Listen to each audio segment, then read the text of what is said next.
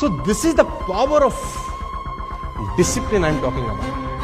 आपको अपनी जिंदगी में डिसिप्लिन होना ही होगा अगर आप जीवन में वाकई में कुछ करना चाहते हैं। नहीं तो आपका जन्म किसी ने नोट नहीं किया है आपके माँ बाप के अलावा। आपका जो जीवन चल रहा है साला किसी को मतलब नहीं है। कब तुम मर जाओगे किसी को टट्टू फर्क नहीं पड़ेगा। मैं बता रहा हूं आपको, नोबडी केयर्स कब आए, कब जिए, कब मर गए, नोबडी केयर्स।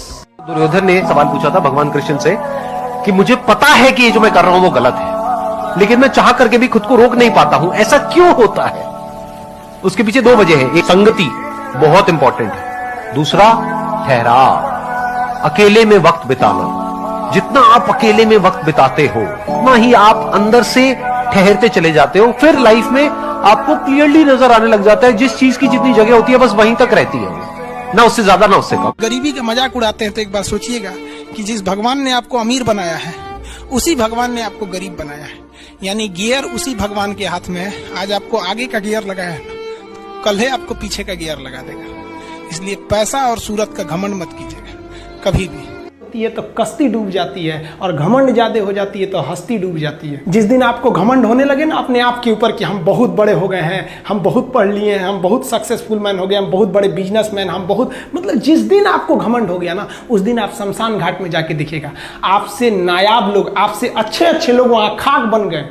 दुनिया में ना किसी से जलन नहीं रखनी चाहिए। देखिए माचिस जो होता है ना दूसरे को जला देता है, लेकिन कभी माचिस को देखें वो खुद को भी जला लेता है। अतः अगर आप दूसरे की बुराई करेंगे, दूसरे के पीछे रहेंगे ना तो इसमें आपका लॉस होगा। और अगर आपकी कोई बुराई कर रहा है ना तो आपको खुश होना चाहिए कि आप आगे बढ़ रहे हैं। बुराई उसी का लोग करते हैं जो आगे बढ़ रहा होता है, जो पहले गिरा हुआ है उसकी लोग क्या बुराई करेंगे।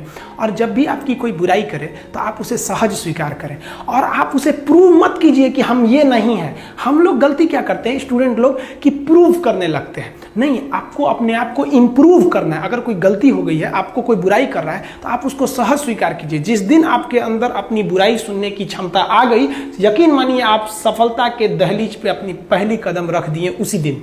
लोहा जो होता है ना उसे कोई नहीं तोड़ सकता है, लेकिन उसी लोहे के अंदर का जो जंग लग जाता है ना धीरे धीरे दीमक की तरह उस लोहे को खदड़ते जाता है। इसलिए अपने अंदर अहंकार को मत लाने दीजिएगा। लोग कहते हैं ना कि अहंकार बुरा है। जीवन में हम जो अनुभव किए हैं अहंकार से भी खराब चीज होता है गुस्सा। देखिए अहंकार उत्पन्न ही नहीं होगा जब तक आपको गुस्सा नहीं आए। आप ऐसे नॉर्मल बैठे हैं और आप किसी से कहिएगा कि तुम्हारी क्या औकात है, जब तक आपको गुस्सा ना आए। तो अहंकार एक पेड़ है और गुस्सा उस पेड़ का जड़ है। इसलिए गुस्सा जिस दिन आया उस दिन आप बर्बाद हो जाएंगे।